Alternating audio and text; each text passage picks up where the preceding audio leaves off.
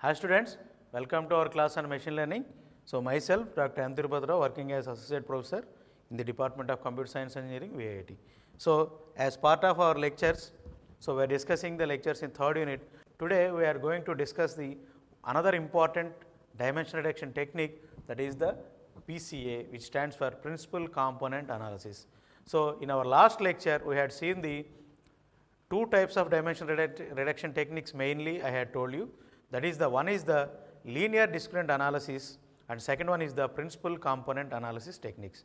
So the main difference between these two is the LDA is mainly used for the supervised learning models, whereas PCA is used for the unsupervised learning models. That is the main difference between this LDA and PCA. So today we are going to see this principal component analysis, which can be shortly called as a PCA, and how this PCA is going to be used and what is the advantage and disadvantage it has when compared to previous model LDA model, and how these can be used in a real time applications we will discuss in this lecture.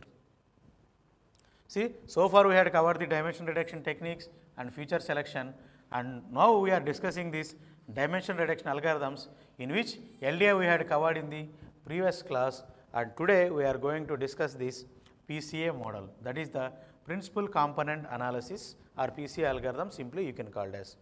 So the content of this lecture is the main thing about the PCA, how it is evolved and how it is used, it is being used, what are various applications of this PCA model, and how this PCA can be used in the real time applications, or some of the examples you can consider I have discussed. And the main objective of this is the student can have a clear picture or clear knowledge or idea, you can think, about the dimensionality reduction techniques or algorithms, mainly the LDA and PCA, where LDA can be used for the supervised learning models, whereas PCA can be used for the unsupervised learning models. So the outcome of this is the student can have a good idea about this PCA model and he can implement this PCA for a real time problems. That is the major outcome of this lecture. Okay. Let us go and see the PCA. So what is this PCA? So before going to this, see the background of this PCA, why this PCA is being used, what is the importance of it. Have you come across a situation where you have so many variables and you are unable to understand the relationship between each different variable? The main thing is, suppose you have 100 variables and you are trying or you are failed to understand the relationship between these variables. That is the main thing. So that is a very different and difficult situation for us when we are failing to understand the relationship between those variables when you have more number of variables. That is, suppose you have 4 variables or 10 variables, somehow we can manage even though we do not know about the relationship between those variables. But when you do not know, when you have 100 or 1000 variables, it is very difficult for us even to understand the relationship between them. Still it will be a main problem or big problem, still we cannot able to identify the relationship between those variables. You are in that situation where you can overfit your model to the data. That is the main problem. When you don't have the relationship, you don't know the idea about the relationship between those variables, you can fail to implement a appropriate model, an algorithm to solve the data or to solve the interpretations from the data. That is the main problem. Okay? In these kinds of situations, you need to lower down your feature space to understand the relationship between the variables. That will result in less chances for overfitting. So the simple solution is, when you have more number of variables and you are failing to understand the relationship between those variables, then you can be able to reduce the relationship or the dimension of the data such that you can understand the relationship between them in a easier manner. To reduce or lower down the dimension of the feature space is called the dimensionality reduction. So reducing the dimension of the data set is called dimensional reduction. It can be achieved either by feature selection or by feature extraction. So by using either feature selection model or feature extraction model, you can reduce the dimension of a data set. So feature exclusion is about dropping variables and keeping only those features that can be used to predict the target. So feature exclusion means we are trying to remove some of the features which do not have impact on the problem which you are going to consider or which are trying to solve the problem, whereas feature extraction is about extracting features from the features. So feature extraction is about the extracting the features from the data set. Suppose we have 5 independent features and we create 5 new features on the basis of old 5 features. So that is the main logic we will follow in the PCA. If you have 5 samples or 5 old samples, you are going to create 5 new samples or 5 new features on the basis of 5 old features. This is the way feature extraction works. That is the main thing we are going to implement in the PCA model also. So what is PCA? See here, I told you PCA in short we can call it as principal component analysis, is an unsupervised non-parametric statistical technique. So basically it is a statistical technique and moreover it is an unsupervised learning model technique that is mainly used for dimensionality reduction in machine learning. So it is mainly used in the dimensionality reduction in machine learning for dimensionality reduction, and basically it is an unsupervised learning model and it is a statistical technique also. Principal component analysis, also known as PCA, is such a feature extraction method where we create, see I told you it is not a feature exclusion, it is a feature extraction method where we create new independent features from the old features. So we are going to create new features from the old features, and from combination of both keep only those features that are most important in predicting a target. That is the principal component analysis model.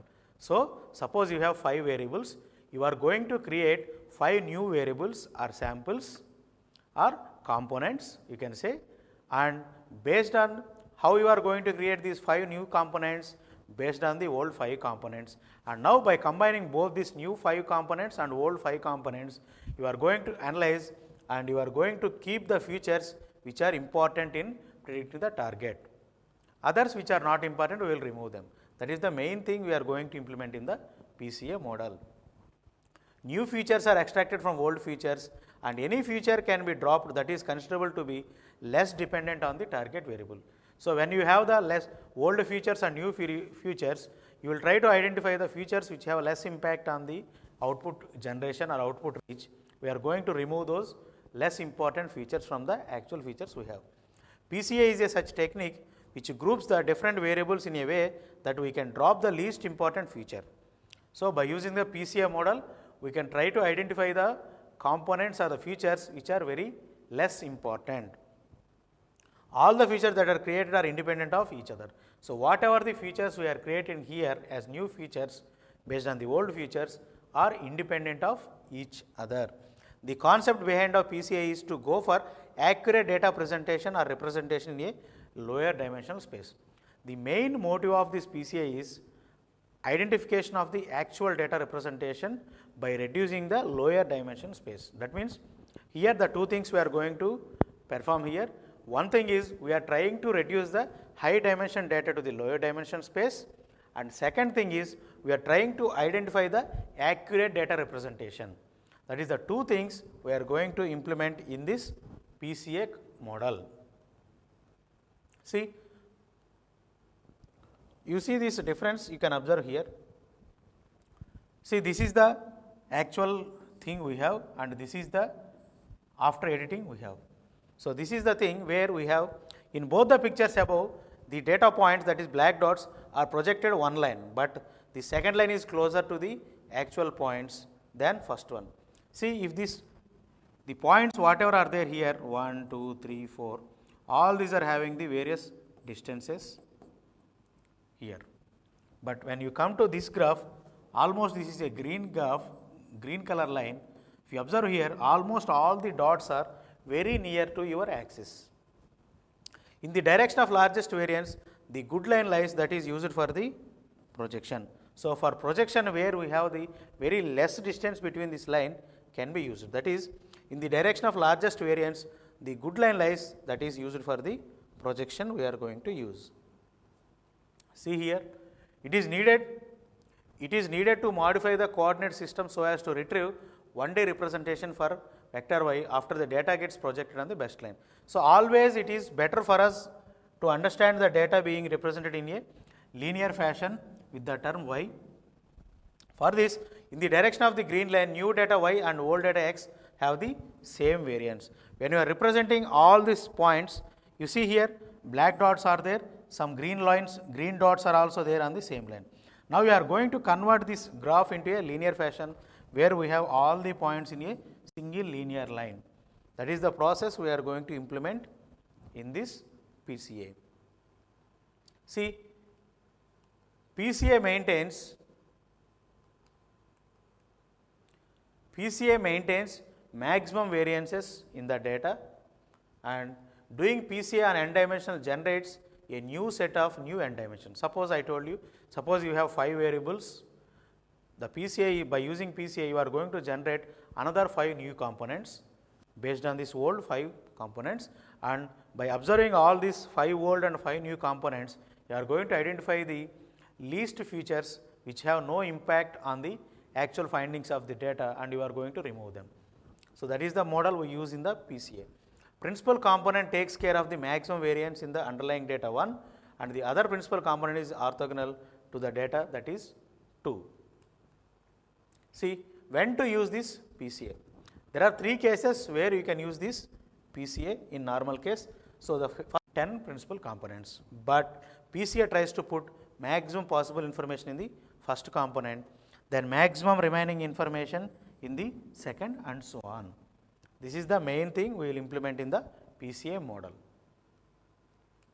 Then continuation, this organizing information in principal components this way will allow you to reduce dimensionality without losing much information, and this by discarding the components with low information. So what we are doing here, when we are compressing the data, for first principal component we are giving the maximum amount of data, then the remaining amount of data will be given to second value, and the major new data whatever is coming is going to be kept with the third principal component value. So by using all this step by step, so 10 variables of data will be fixed with a first principal component. So whatever the 11 to 20 variables data can be kept with the second principal component, like that. So automatically 10 variables data is becoming to 1 variable. That means automatically the size or the dimension of the data what is there in the data set is being reduced. Similarly, there is no loss of data. That means the quality of the data set is being not compromised, whereas it is being reduced with the size. So an important thing to realize here is the principal components are less interpretable and don't have any real meaning. So geometrically speaking, principal component represents the directions of the data that explain amount of variance. That is, the variance of amount can be explained by using these principal components. The relationship between the variance and information here will be understood by using these eigenvectors. Coming to the step 4, as there are many principal components, there are variables in the data, principal components are constructed in such a manner that the first principal component accounts for the largest possible data in the data set, or largest variance with possible variance in the data set. The second principal component is calculated the same way with the condition that is uncorrelated with the first one. Similarly, third quotient is also principal component also is generated in this similar way. Now that we understand what do we mean by principal component, let's go back to the eigenvectors and eigenvalues. So I told you in step 4 we are going to generate the eigenvectors and eigenvalues. What you firstly need to know about them is that they always come in pairs, and their number is equal to the number of dimensions of the data. So simple thing, whatever the dimension of the data we are taking, we are going to generate the new data sets. Those variables which you are generating equal to the dimension of the data are nothing but your eigenvalues. Later on we are considering them as your principal components. For example, for a 3-dimensional data set there are 3 variables, therefore there are 3 eigenvectors with 3 corresponding eigenvalues. See, without further thinking, it is eigenvectors and eigenvalues who are behind all the magic explained above, because the eigenvectors of the covariance matrix are actually the directions of the axis where there is the most variance, which will be called as principal components, and eigenvalues are simply the coefficients attached to eigenvectors which give the amount of variance carried in each principal component. By ranking your eigenvectors in order of the eigenvalues highest to lowest, you get the principal components in order of significance. So simple thing. First we are going to calculate the standardization of the data. Second we are calculating computing matrix. After that we are going to generate the eigenvectors with eigenvalues. In the fourth step, based on the eigenvector values Eigenvectors or eigenvalues nothing but your component, principal component variables. Based on the values of these eigenvalues, we are going to represent from higher to lower. Based on their values, we are going to keep them in the data set or not, we are going to decide there, such that the dimension of the data set can be reduced. So, some of the performance issues of the PCA, PCA can change if the changes are made in variables scale. Due to the existence of discrete data, it can be challenging to interpret PCA, that is the second problem. Effectiveness of PCA can be influenced by the appearance of skew in the data. Similarly, PCA is unproductive when relationship between attributes are non-linear. So, these are the four things where we need to consider. PCA can affect the change in the values. Second thing, due to the existence of discrete data, PCA may not work with thing. Similarly, a data which is having the skewness or unrelated data, it also PCA, you cannot get the good performance from the data. Similarly, PCA is unproductive when there the relationship between the variables is a non-linear. So, some of the applications or real-time applications of PCA are, so quantitative finance, it can be used in image compression, where you want to reduce the size of the image, facial recognition, identification of the facial models, and other applications like medical data correlation. So, all these are some of the different real-time applications where we can use this PCA in real time. So, these are the textbooks which you have prescribed in your syllabus. Before going to conclude this, I want to tell you only the simple thing is, the main difference or the main dimensionality reduction techniques are the LDA and PCA, whereas LDA is mainly used for the supervised learning model, whereas PCA will be used as unsupervised learning model. Main difference is, so basically this PCA can be implemented in 4 steps. At first step, we are going to standardize the data such that the discrimination between the variables can be reduced and the output whatever we are going to generate may not have a biased result or biased output. So, that we are going to standardize the values of variables there. Second one is the computing the matrix. Third one is the generation of eigenvectors and eigenvalues. So, based on the values generation, what is your eigenvector, eigenvalues are nothing but your component analysis values or principal component values we are going to generate, and by keeping all those variables from highest order to lowest order, we are going to consider a threshold value such that these many values we are going to consider for better performance of the model. So, that is the 4 steps we are going to use to implement the PCA, and this can be mainly used in the facial recognition and pattern recognition, and the other important main application is the medical data correlation, where it is mainly used for the identification of diseases like the cancer diseases. So, these are the some of the references where I had collected this data for preparing this presentation, and thank you for giving me this opportunity. Thank you.